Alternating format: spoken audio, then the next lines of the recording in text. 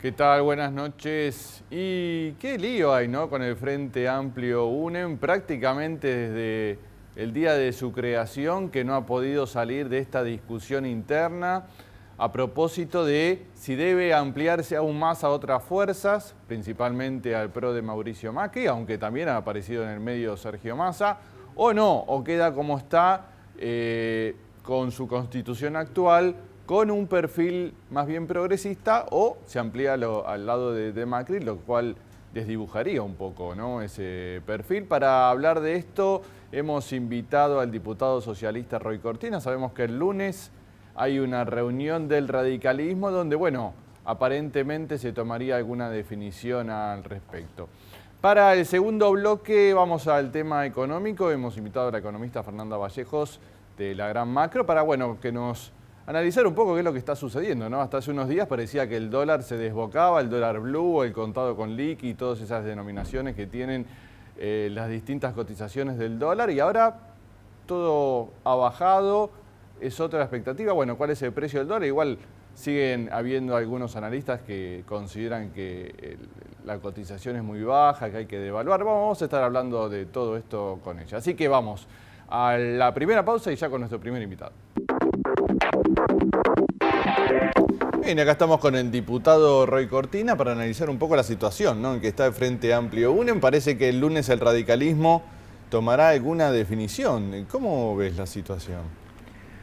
Mira, no creo que igual sea una decisión drástica, conociendo las características que tiene la Unión Cívica Radical. Quizás, ojalá aclare un poco el panorama de las definiciones, que yo creo que hay una distorsión entre las aspiraciones de muchos dirigentes radicales y de candidatos radicales y de lo que quiere la base del partido, por lo menos la militancia, el activismo. Yo creo que hay un compromiso mayoritario de seguir preservando la identidad de UNEM y de crecer desde UNEM. Claro. ¿No? Nosotros, bueno, tuvimos de invitado en algún momento a Ricardo Alfonsín, que nos decía, bueno, de ninguna manera, Macri no tiene nada que ver con nuestro espacio, etcétera, etcétera.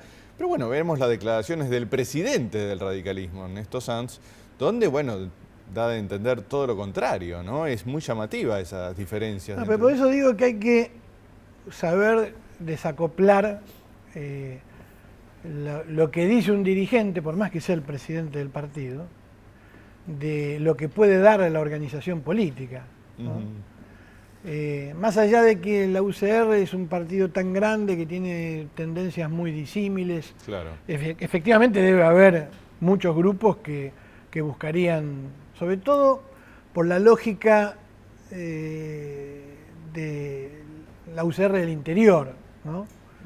No es tanto la UCR de la provincia de Buenos Aires, que yo creo que te hablaba de esa UCR Alfonsín, claro, ni la lógica de la UCR de la capital. Yo creo que también son las necesidades de muchos dirigentes del interior que buscan atarse a alguna fórmula fuerte y no consideran que hoy haya una persona que sea fuerte hasta que se realicen las PASO como candidato a presidente de UNEM. Claro, ese es el problema que nosotros tenemos. Nosotros tenemos un problema, que es que nacimos con esta característica, y vos lo sabés muy bien porque lo expliqué otra vez en este programa, que la gente lo valoró acá en la ciudad, que bueno, fuimos los primeros que utilizamos las PASO, ¿no?, con 4 listas. Ahora, eso llevado al plano nacional es muy complejo, porque hay una suerte en los medios de comunicación, no importa, oficialistas, opositores, y en la propia dinámica de la opinión pública y de los especialistas y de las consultoras, que lo que se mide, las expectativas políticas que se tienen es sobre determinados candidatos, determinadas personas, no en partidos. Claro. Entonces eso a UNEM lo perjudica, porque UNEM ya arrancó con 5 precandidatos a presidente, algunos me dirán más, otros me dirán menos. Claro. Pero claro, eso que en principio parecía bueno, hoy ya no es bueno. Lamentablemente, porque para los que pensamos que es bueno que primero haya una mirada en la organización política y que la organización política haga su elección interna o, utilizando la ley de las PASO, someta a sus candidatos en una elección abierta, obligatoria, de sus precandidaturas, es algo muy bueno, pero lamentablemente con la lógica cómo funciona. Ahora, a eso hay que agregar, no le escapo a la autocrítica y a la crítica que puedan hacer todos, y a cierto desencanto que pueda tener una parte de los argentinos que habían apostado a UNEN, que también uno puede llegar a esa elección con algún grado de unidad de criterio en cuanto a cuál es la estrategia, y efectivamente en eso estamos fallando. Claro. Entonces, cuando hay una situación de estas características, lo que hay que tener claro, valga la redundancia, es lo que cada organización política tiene claro. Yo te hablo en nombre del Partido Socialista. El Partido Socialista ya lo expresó en su Comité Nacional, y lo ha hecho público, como lo hacemos nosotros, institucional y orgánicamente. Para nosotros no hay lugar con un entendimiento ni con Macri ni con Massa. A nosotros nos parece que más que la pelea de la no permanencia en el poder del justicialismo en sus distintas variantes, una variante kirchnerista pura o neokirchnerista o Scioli o el mismo Massa, no es una excusa para que vos hagas un frente para ganarle en este caso el justicialismo, a como dé lugar. Yo creo que nuestro modelo de construcción es el modelo de construcción a largo plazo con una modalidad más parecida a la del Frente Amplio uruguayo, que tuvo 40 años de historia, no digo que nosotros necesitemos 40 años, o la construcción progresiva que fue haciendo el PT en Brasil y con otras características la de la convergencia chilena. Claro. Hoy salió un reportaje de Alicia Carrió en el diario Clarín, ¿no? En el que ella habla, bueno, nuevamente expone su idea, bueno, dice que Scioli o Massa sería ir al narcoestado, es lo que dice ella, como Colombia, y bueno, plantea que la necesidad de unir fuerzas en contra del justicialismo, pero al mismo tiempo ella dice que plantea el fortalecimiento de UNEN. Sí. ¿Vos creés esa construcción que se hace? Sí, porque yo creo que todos están tratando de, a su manera, continuar con la experiencia de UNEN, pero extender y explorar estrategias que son personales. Entonces, la estrategia de Sanz y la estrategia de Carrió son la de tender puentes a un espectro más de centro de la política argentina, que es el caso de Macri. Aunque hay otros radicales que, como ustedes bien lo saben, han tenido ya un entendimiento, como es el caso de Morales, con Massa. Yo igual hago una diferencia entre Sanz y Carrió. Yo creo que lo de Sanz, si se me permite decirlo, es más oportunista, o no es claro, o no me gusta. Lo de Carrió, siempre lo dijo de entrada, y Carrió es una caracterización política. Uno puede estar de acuerdo o no de acuerdo. Ella lo que plantea es que el justicialismo en 30 años de democracia gobernó 24 años. ¿Sí? Y que ya hemos tenido una década justicialista, nefasta, que fue la década del 90, en donde muchos de los que están en esta década han sido partícipes de esa década nefasta de los 90, incluido el expresidente Kirchner, y hemos tenido una década más larga todavía, de aparente estatismo que para mí no lo ha sido de como debería haber sido. Ahora, ¿cuál es el resultado en la Argentina después de 24 años de gobierno justicialista en distintas vertientes? Y ahora supuestamente hay apetencia por una tercera década, ¿no? Con Massa, que fue funcionario de los 90 y funcionario de este gobierno. Entonces, también hay un hartazgo de este modelo de construcción de una organización política que apela a sentimientos históricos y que no tiene ningún problema en ir al recinto de la Cámara de Diputados y votar la privatización de YPF y después, con la misma cara de piedra, los mismos actores fundamentar cómo se estatiza YPF. Mientras tanto, el país, después de 10 años de crecimiento, tiene un cuarto de la población en un país bendecido por la naturaleza, bendecido por los recursos naturales, con baja cantidad de población, con muchísimas posibilidades. En esta década de crecimiento tiene casi 10 millones de compatriotas en la línea de pobreza y la indigencia. Destruido en muchos aspectos, socialmente, porque es pobreza consolidada, estructurada, ¿no? Es estructural, con los problemas de inflación, con los problemas de inseguridad, con la crisis energética, con los problemas económicos que nosotros tenemos hoy aquí, que algunos dirán que son tácticos, otros que son tácticos y que al mismo tiempo son estratégicos, son de largo plazo y que va a llevar mucho tiempo resolverlo. Entonces, el planteo que hace Carrió es, cuidado, porque vamos a una nueva versión del justicialismo con los mismos actores, con la misma corrupción. Bueno, hasta ese análisis coincide con el de No, yo digo que es un análisis a tener en cuenta.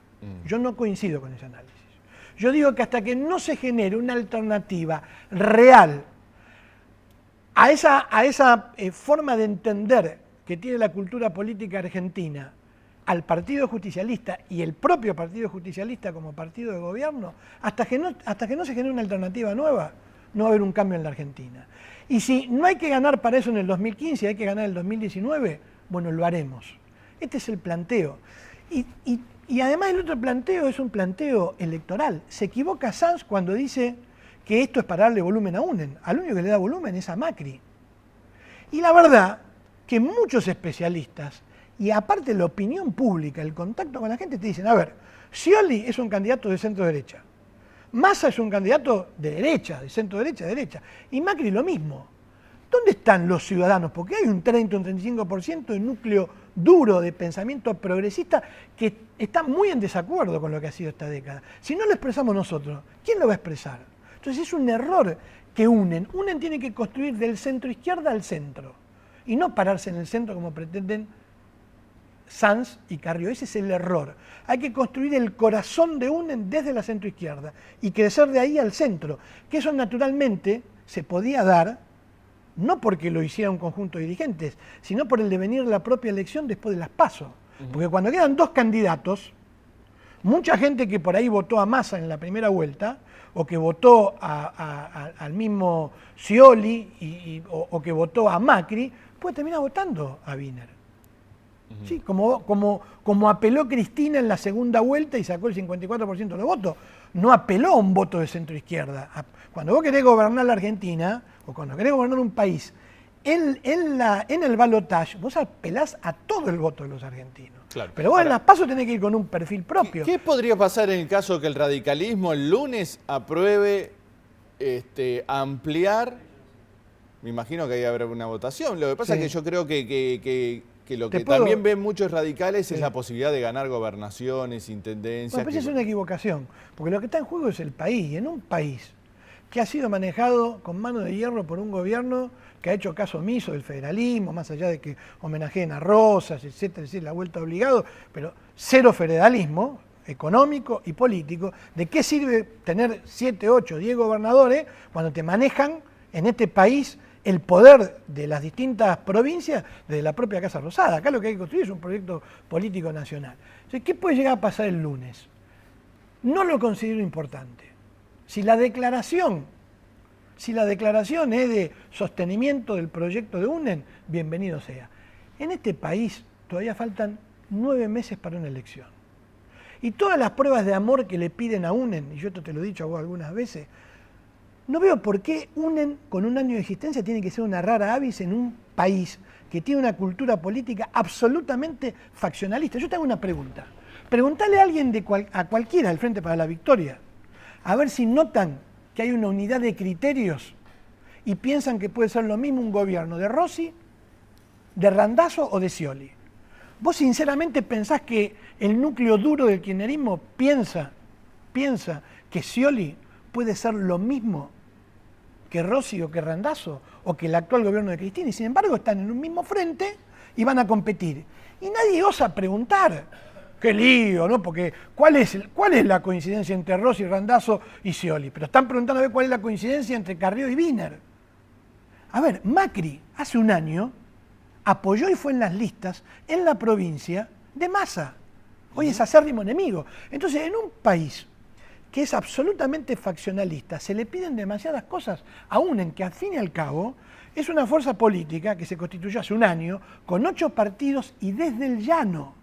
Porque una cosa es cómo enhebra poder Cristina desde el poder del Estado, coaccionando y utilizando el aparato del Estado. Construir un frente en la Argentina desde el llano es muy difícil. Así que falta mucho tiempo y yo creo que nosotros vamos a seguir creciendo y yo creo que el motor de este frente de UNEN es Wiener, que es el candidato que más ha crecido y que más mide, y por supuesto el Partido Socialista y el radicalismo. Yo confío que el radicalismo va a reflexionar y vamos a recorrer un camino de centro-izquierda. Muy bien, Roy Cortina, muchas gracias, precandidato a jefe de gobierno, pero no tuvimos ni tiempo de hablar de la ciudad, pues bueno, la urgencia, ya hablaremos. Muy bien, vamos a la pausa y seguimos. Bien, estamos con Fernanda Vallejos, economista de la Gran Macro. ¿Qué tal, Fernanda? ¿Cómo va? Hola, Fernando. Primero quería empezar hablando del tema del dólar blue. Para los que no entendemos mucho, es raro todo lo que ha sucedido en las últimas semanas. Primero que estaba infladísimo, parecía desbocado, que no tenía techo. Y bueno, y ahora que empezó a bajar y parece que no tiene piso, ¿no? Es al revés. ¿Cómo se entiende eso? Bueno, me parece que ahora hay mucha más racionalidad que en los momentos en que se inflaba la burbuja especulativa que hacía subir el precio del dólar ilegal, ¿no? A ver, hay algunos elementos que me parece que son significativos. Primero y fundamental, el nivel de reservas del Banco Central, el nivel y la estabilidad del stock de reservas, ¿no? Recordemos, a fines del año pasado y principios de este año, en el escenario que terminó configurando la devaluación del mes de enero, la principal variable que daba cuentas de la dificultad que estábamos teniendo en el frente cambiario tenía que ver con la caída, la dinámica a la caída permanente casi de las reservas del Banco Central. La verdad es que desde enero a esta parte el stock de reservas está en un nivel de absoluta estabilidad, eso es un dato muy importante y me parece que aquí han confluido un conjunto de elementos, ¿no? Por un lado, una señal política fuerte del gobierno nacional, de la presidenta y el equipo económico, con Alejandro Banoli ahora al frente de la autoridad monetaria, que ha transmitido con muchísima claridad la vocación del Estado de ejercer con firmeza todos los resortes de control que están a disposición de los diferentes organismos que concentran el poder de policía financiera, digamos, ¿no? Del Estado. Y por otra parte, por supuesto, políticas concretas en el plano de lo estrictamente financiero. Por ejemplo, el haber puesto un piso a las tasas que los bancos tienen que pagar a los ahorristas que depositan sus pesos en el sistema, que fue una de las primeras medidas que toma Banoli cuando recién asume, y que eso, por supuesto, opera limitando la preferencia por el dólar de un sector de la sociedad. A esto, por supuesto, tenemos que sumar la demostración cabal de que efectivamente el Estado y la autoridad monetaria tienen capacidad de generar oferta de divisas, ingreso de divisas a la economía. Esto se vio claramente con el acuerdo con el sector agroexportador para la liquidación de 5.700 millones de dólares, la activación del swap con China, que era algo que estaba, pero que me parece a mí en esta suerte de fábulas que se generan a través de los medios que ellos mismos terminan creyendo las hipótesis que construyen, se había generado una cierta idea de que el swap con China no iba a caminar. Bueno, finalmente está activo, como veníamos sosteniendo, y una suerte de inversiones que ya venían trabajándose y en marcha, como por ejemplo la licitación del 4G que se va a estar haciendo efectiva, que también implica el ingreso de otra cantidad de dólares a la economía. Hay algunos igualmente que plantean, hoy lo leía por ejemplo en Clarín, algunos analistas que siguen diciendo, bueno, la única política antiinflacionaria del gobierno es anclar el precio del dólar oficial y como en alguna medida vuelven a reclamar, como a fin del año pasado exactamente igual, una devaluación. Dice que el precio está atrasado, que eso quita competitividad. ¿Cómo está esa situación? Sí, lo cual por supuesto no es real, ¿no? Porque cuando uno mira los números en términos reales, el tipo de cambio sigue siendo mucho más competitivo que antes de la devaluación del mes de enero. La verdad es que son análisis que tienen muchísimo más que ver con posicionamientos políticos y con intereses económicos que están en juego y la confluencia de esas dos variables, donde efectivamente, y esto ha sido siempre así en la Argentina, hay sectores que pujan casi de manera permanente por una devaluación, ¿no? Por supuesto, cuando se da un escenario de mayor cercanía, digamos, de la restricción externa, como está viviendo la Argentina en los últimos años, las posibilidades de montarse sobre esas restricciones objetivas de la economía favorecen este tipo de especulaciones que en definitiva lo que buscan construir son profecías autorrealizadas, ¿no? Claro. Esto fue en parte lo que sucedió en enero. Ahora, que no fue buena la experiencia, ¿no?, de la devaluación de enero. No fue buena. Bueno, a ver, no es una novedad, ¿no? Una devaluación tiene impactos regresivos y recesivos sobre la economía. Afortunadamente, a diferencia de otras devaluaciones que existieron en la historia nacional, En esta tenemos un Estado con capacidad de respuesta y fundamentalmente un gobierno con vocación política de dar esas respuestas. Por eso se desplegaron el conjunto de políticas que se desplegaron en materia económica a lo largo de todo el año, comenzando en el mismísimo enero con el lanzamiento del programa Progresar y de ahí para adelante todas las políticas de estímulo sobre la demanda que se fueron desplegando tuvieron que ver justamente con amortiguar los impactos negativos de la devaluación sobre la economía real y permitir lo que afortunadamente hoy estamos viendo, que es que no haya una pérdida en el poder adquisitivo, en los ingresos reales de los argentinos, que era lo más importante de sostener. Una de la materia de análisis es si hay o no hay acuerdo con los fondos buitres en enero o si eso queda para después, porque hasta hace poco se da como seguro que va a haber un acuerdo en enero y ahora bueno, ya se estaba dudando como que el gobierno podría terminar sin ese acuerdo. ¿Qué cambiaría entre una situación y la otra? No, mira, a mí me parece que acá hay que ser muy prudentes en el análisis, porque la verdad es que uno escucha a muchos analistas promoviendo un acuerdo rápido como si fuera una cosa de soplar y hacer botella, y la verdad es que no es así. Primero que comprender que estos fondos buitres que están enmarcados en el litigio son apenas el 1% del universo de holdouts, digamos, que quedaron fuera de los Ahora canjes. Están tratando de sumar a otros. Y hay otro 7% que ahora sí, por par y paso, cualquier cosa que la Argentina conviniera con los fondos buitres se trasladaría a ese universo del 7%.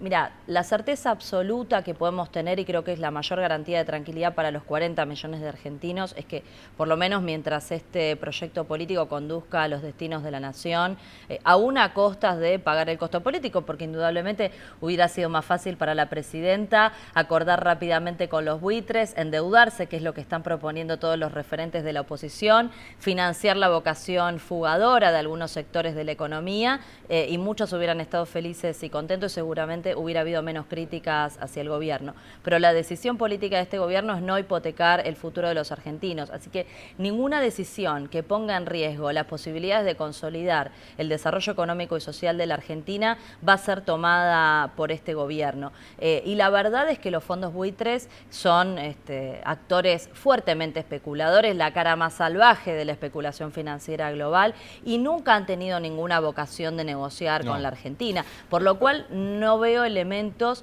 que permitan avisorar con tanta rapidez como se hace en algunos análisis que esto fuera a cambiar a partir de enero, ¿no? Ellos ya han dicho que con Massa, con Macri o con Scioli en el gobierno ven mejores condiciones de negociación para ellos, que serían peores condiciones para los argentinos, ¿no?